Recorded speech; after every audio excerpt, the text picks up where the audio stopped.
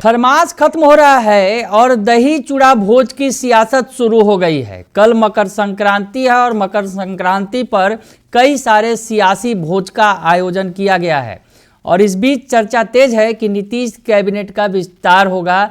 मंत्रिमंडल में कई सारे फेरबदल होंगे, उसमें कई सारे नाम तैर रहे हैं जो चौंकाने वाले हैं। नमस्कार, दर्शन न्यूज में आपका स्वागत है। मैं हूं अनुराग।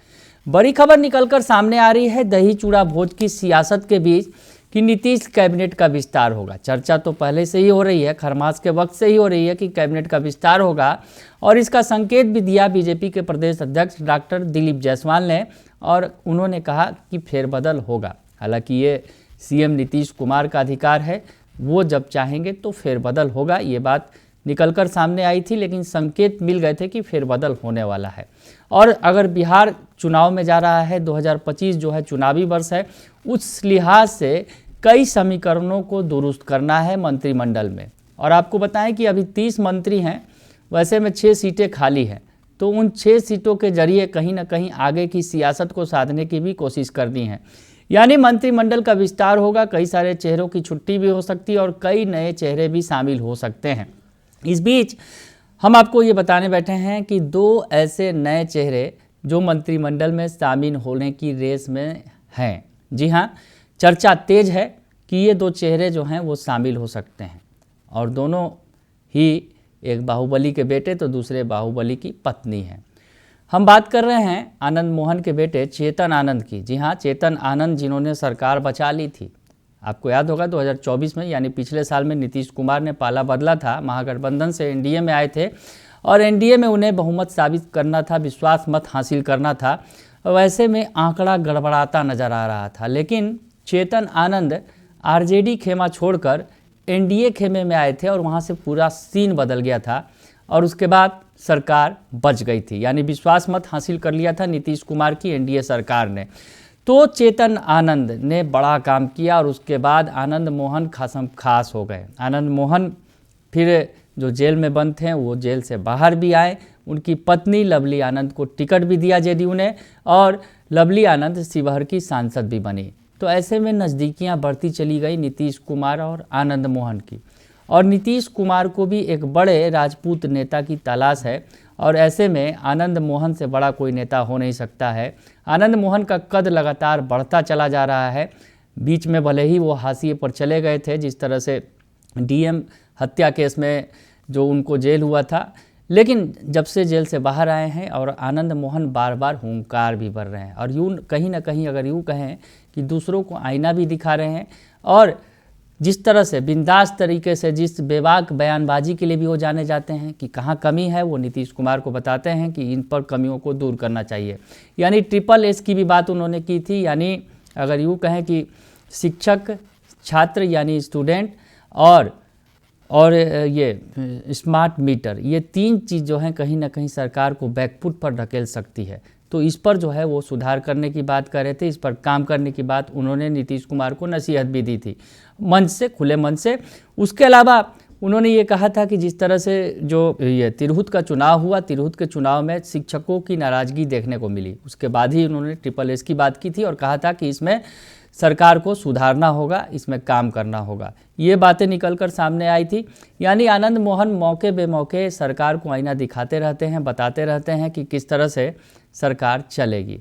तो नीतीश कुमार के करीबी बन चुके हैं और बेटे ने जो मदद की चेतन आनंद, तो चेतन आनंद को पुरस्कार मिल सकता है चुनाव के पहले, क्योंकि जिस तरह से उनके परिवार से नज़दीकियाँ बढ़ी और लवली आनंद भी सांसद बन गई शिवहर से लड़कर चुनाव। तो चेतन आनंद जो शिवहर के विधायक हैं, हालांकि मामला तकनीकी है क्योंकि वो भी आरजेडी के विधायक हैं और इनकी शिकायत, यानी चेतन आनंद, नीलम देवी और प्रहलाद यादव जो अचानक से पाला बदल कर एनडीए के साथ आ गए थे, उनकी शिकायत आरजेडी ने की है। और भी ऐसे कई सारे विधायक हैं जो विपक्ष के हैं, कांग्रेस के और आरजेडी के भी हैं, जिनके खिलाफ शिकायत की गई है कि उनकी सदस्यता खत्म की जाए। और इस सियासत के बीच कहीं ना कहीं उनके मंत्री बनने की चर्चा भी तेज है। और यूँ कहें कि जिस तरह से चेतन आनंद को एक बंगला भी दे दिया गया है, मंत्री लेवल का जो बंगला है, और उसी में भोज भी होने वाली है। ये तमाम बातें निकलकर सामने आ रही हैं, बस उनका मंत्री बनना तय है ये माना जा रहा है। और दूसरी तरफ एक और नाम जिसकी चर्चा तेज है, राजपूत बिरादरी से चेतन आनंद होंगे, तो भूमिहार बिरादरी से भी एक बड़ा नाम निकलकर सामने आ रहा है, अनंत सिंह, जिनकी नज़दीकी बढ़ गई है लगातार। उनकी पत्नी नीलम देवी विधायक हैं, उन्हें भी मंत्री बनाया जा सकता है। और भूमिहार समाज को कहीं ना कहीं, जिस तरह से अशोक चौधरी ने पिछले दिनों बयान दिया था भूमिहार समाज पर, तो भूमिहार समाज की नाराज़गी भी देखने को मिली थी। भूमिहार समाज का उन्होंने कह दिया था कि साथ नीतीश कुमार का नहीं देते हैं। भूमिहार समाज ने साजिश की है, इस तरह की बातें की थी अशोक चौधरी ने जहानाबाद में, आपको याद होगा। उसके बाद कहीं ना कहीं भूमिहार समाज की नाराज़गी दिखी थी, और अब उसी नाराज़गी को दूर करने के लिए अनंत सिंह की पत्नी नीलम देवी को भी मंत्रिमंडल में शामिल किया जा सकता है। और अनंत सिंह जो छोटे सरकार, कई बार नीतीश कुमार के लिए जो उन्होंने खेवनहार साबित हुए हैं। पहले भी अगर बात करें, जब नीतीश कुमार बाढ़ से चुनाव लड़ते थे तो वहाँ पर उन्हें जिताने का जिम्मा अनंत सिंह के हाथ में होता था, और जिस तरह से सरकार बचाया उन्होंने, उनकी पत्नी ने, जो नीलम देवी, जो आरजेडी की विधायक थी, पाला बदली और जेडीयू में शामिल हुई, सरकार में शामिल हो गई। तो ऐसे में उनकी भी चर्चा तेज है। ये दो नाम तो तेज़ी से है जिसकी चर्चा है।